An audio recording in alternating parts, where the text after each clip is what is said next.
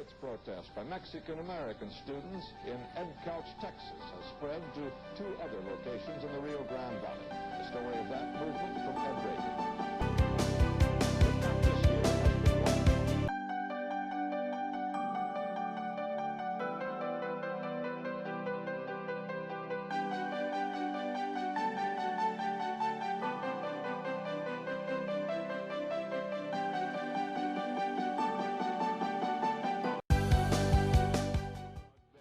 Why is it very important to you that you be allowed to speak Spanish on the school grounds? Well, that's our mother tongue, so I don't see why it should be taken away from Mexican-American parents, and we have to speak Spanish to them, and they want us to forget our native tongue. The attitude of the administration toward Mexican-Americans?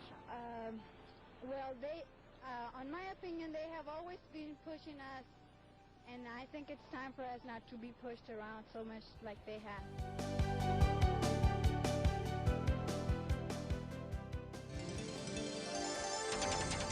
California has always been on the forefront of social change. But few people know that California led the way to school desegregation 7 years before the historic Brown versus the Board of Education ruling. California Assemblymember Mary Salas wants people to know about the 1947 U.S. Court of Appeals decision in the case of Mendez versus Westminster, a case that involved a Mexican-American family, the Mendez family, whose children were denied entry into a public school in Orange County.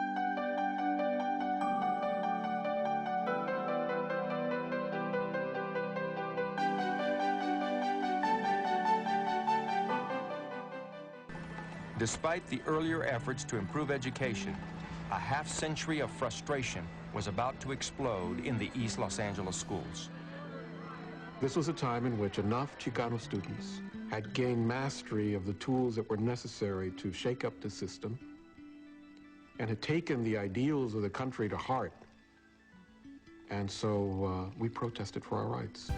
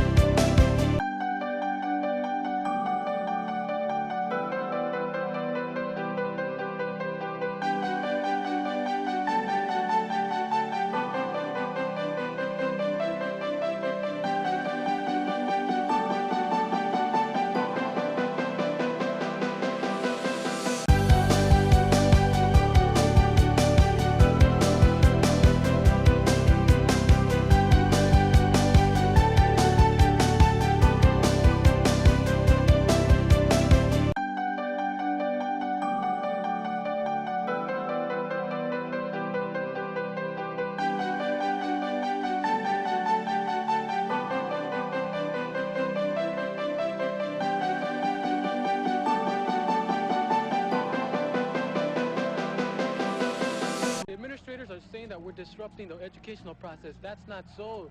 The educational process of Mexican Americans for over 20 years in East Los Angeles and throughout the Southwest has been disrupted by its failure to communicate with the Mexican American. That is the disruption. When 57% of the students at Garfield drop out year after year, there has to be a problem. We're not operating in a vacuum. There's social injustice.